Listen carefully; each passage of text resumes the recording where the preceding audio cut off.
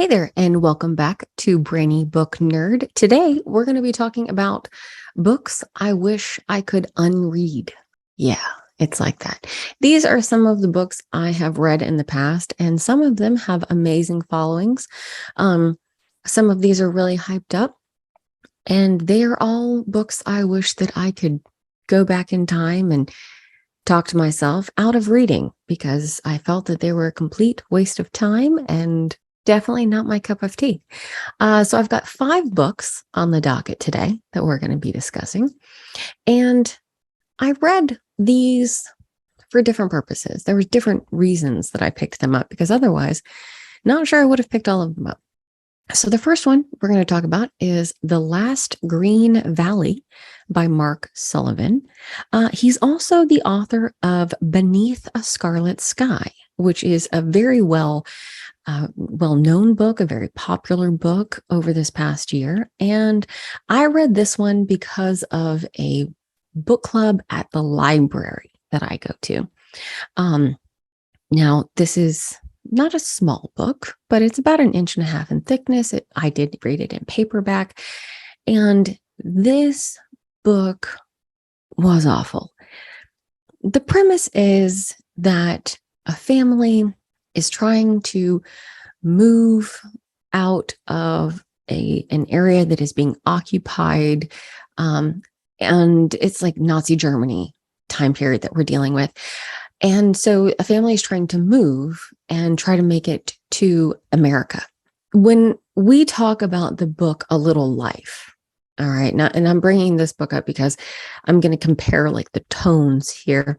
People talk about the book A Little Life and say it is essentially trauma porn. Okay. And that's not something that people take lightly. There are just so many things that happen in these books because The Last Green Valley reads exactly like that. Everything is down and bad and gloomy, and things go from bad to worse. And there are no redeeming situations along the entire time.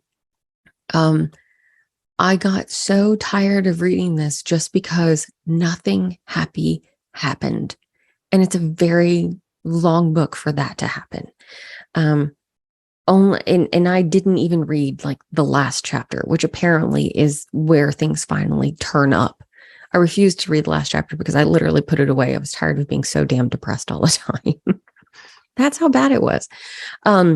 It just, and the second that you think that there might be some kind of light at the end of the tunnel, everything gets worse. And so there's just not a single time where I was happy to pick up this book. I avoided it. And that's not like me at all. So I definitely wish that I could unread The Last Green Valley. I have not read Beneath the Scarlet Sky. I hope that it is not as depressive as this book is. But yeah, definitely not my cup of tea. So now we're going to go to a nonfiction. And this one I saw listed on TikTok, which, that should be a red flag right there. I saw it listed on TikTok. I saw it listed on some BookTube. I saw it listed on Pinterest. So it piqued my interest and I decided to pick it up. It seemed interesting. People said that, it really changed their outlook on life. It is a nonfiction book. It is called 101 Essays That Will Change the Way You Think. And it didn't. False advertising. Let's start there. Also, it's really not 101 essays. This book is actually just mostly a compilation of lists that are in there. And the points that are made in the book are very redundant. There's just really nothing new or exciting that comes out of this book. And actually, let me see if I can pull this book from my stash. Okay, so I was stashing this book under some dead animals that I am mummifying. That tells you anything. Again, it's funny. All right, so this book, now, of course, I did go in and annotate some of this stuff, mark up this stuff. There are some things in here that I did not totally disagree with. But there are other things in it that I just felt were not supremely relatable, or at least that the person who wrote this, and it is written by Brianna Weist, is the author's name. I had a frustration reading this because I try to be accurate with the words that I utilize, especially if you have time to edit things and they're essays and you want it to be a very, to the point kind of book. There's a lot of stuff in here that's very similar to reading or watching or listening to The Secret by Rhonda Byrne. But some of these essays, like essay number 5, 16 signs of a socially intelligent person. And for the word intelligent, I said, I don't feel like this is the correct word. And as I read through this list, because of course it tells you there are 16 items here. And at the end of this list, I made a notation. And it says, I feel like a large portion of this argument is only applicable between people of the same gender, and that the author is most definitely a man. When women behave in the manners presented while in the presence of a man, they will be considered weak and accommodating, ready to be swayed to someone else's ideas. Women must have different standards for behavior when living or working in a man's world. And of course, this is written by a woman, but it seems like she hasn't had to actually deal with other people's behavior in an office setting, right? There's a lot of stuff here. Literally, the next one is uncomfortable feelings that actually indicate you're on the right path. And it's a list of things. And one of them is experiencing unpredictable and scattered sleeping patterns. And I had to star that and say, or you have an illness like PCOS. And having random influxes of irrational anger or sadness that intensify until you can't ignore them anymore. And I said, sometimes you need to get your hormones checked. Because if you are low on progesterone, that will be a major side effect. So some of these things that are listed in here, it doesn't fully make sense. There were a lot of stuff that I wish that we could have, conversations with her about instead. I understand where the author is coming from. I understand the purpose of this book, but I really just don't feel like it was as helpful as it was kind of intended to be. So that was kind of strange. So there were a lot of sections in this book where I constantly notated that either the information was exactly the same as The Secret by Rhonda Byrne, or, especially I was watching Schitt's Creek a lot at the time. It is a comfort show of mine. And so there's a lot of stuff that's mentioned in here that literally you get from the characters on the show, which I absolutely love. Again, just so many lists, not really essays at all. You could say 101 lists to review, but who wants to review that many lists? I was actually looking forward to essays far more than I was looking forward to lists. Lists just kind of annoy me here. But then so essay number 20, which is also a list, says goals to set that are more about enjoying what you have than chasing what you don't. And number 12 on that list is call your mom. Not everybody has this privilege. And I could not agree more, because again, that point just alone on its own kind of lets you know that she lives a very different life than all of us. Not everybody is able to call their mother. Not everyone has that ability, whether their parent is alive or dead, but some of us should not call our parents. So that was a big thing. Essay 21, 102 ways to not let irrational thoughts ruin your life. It's a list, right? 102 ways. So number 5, recognize that anxiety stems from shame. And I said, no, it can also be from past experience. I do not have shame from my house flooding twice. Do I have anxiety when there is a very strong storm or rains don't stop? Absolutely. I have experience of my house being flooded. I have no reason to be ashamed of that. Anxiety, yes, but it's not tied to shame. And so again, there's a lot of things in here where I'm like, I don't think the author has life experience that rounds out a lot of these topics that she's touching on. And especially because these are very, emotionally triggered topics that she's bringing up. But especially, when you live a life that is not in a bubble of any kind, it makes it very difficult to take these essays as she wants you to take them. Yeah, I would actually skip this book. I wish I could unread it. Just read The Secret. You can watch it. It's a film version as well. It's also an audiobook.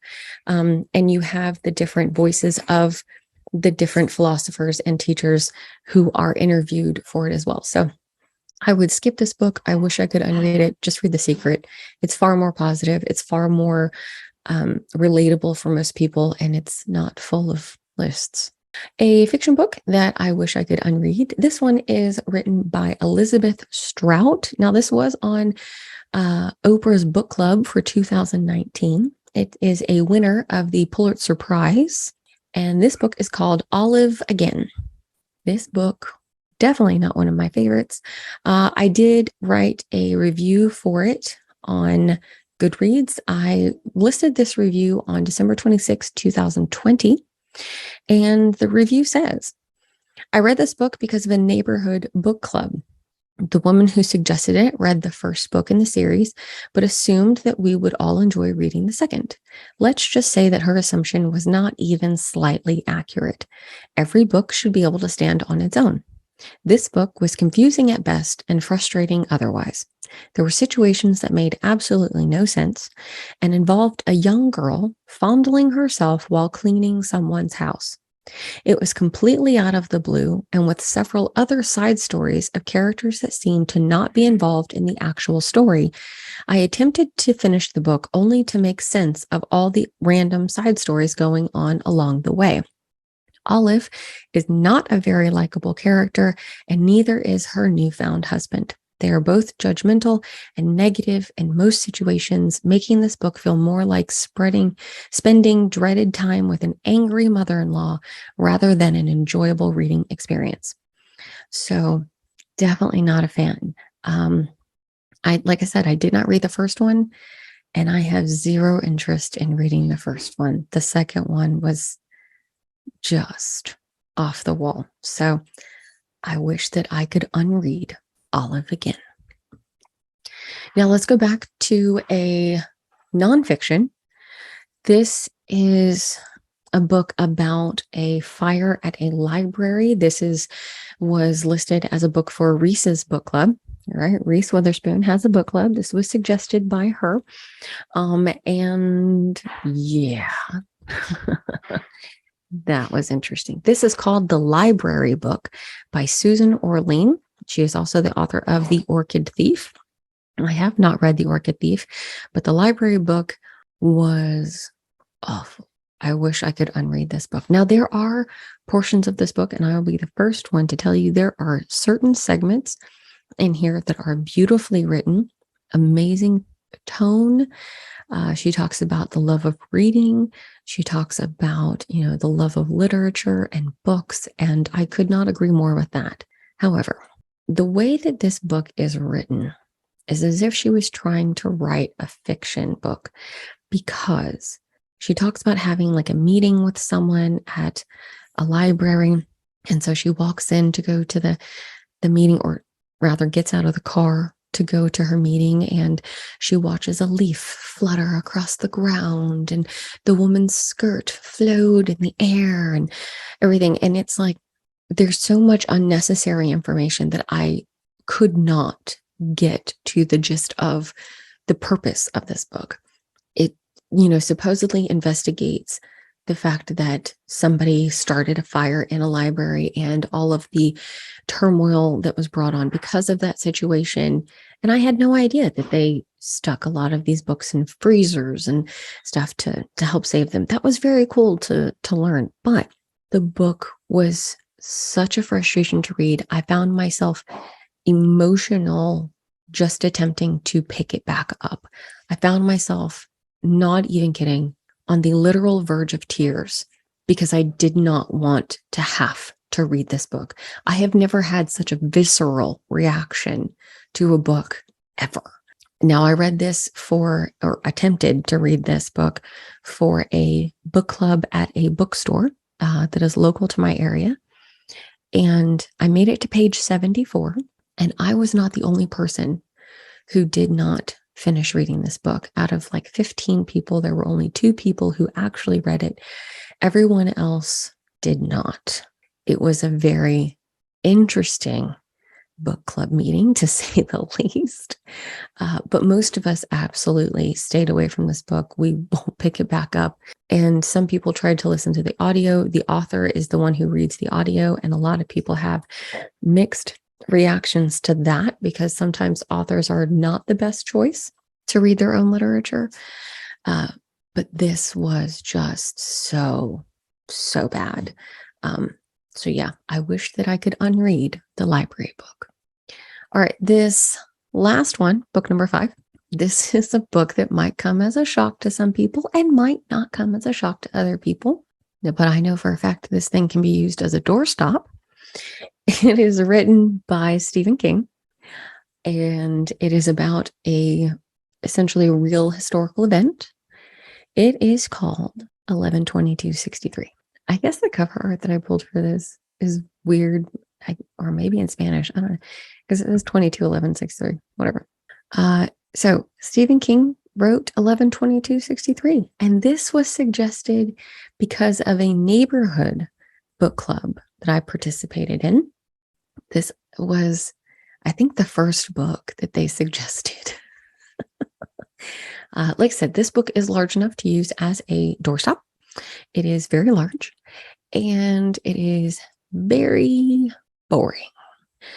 The way that Stephen King writes in this book, and of course there are tons of different feedbacks that people have about Stephen King's writing, about the time period that he wrote. You know, people be like, oh, well, he had different phases in his life. And I totally get that. But in this one, he takes his absolute sweet time looking around a room and telling you every single item that is in that room.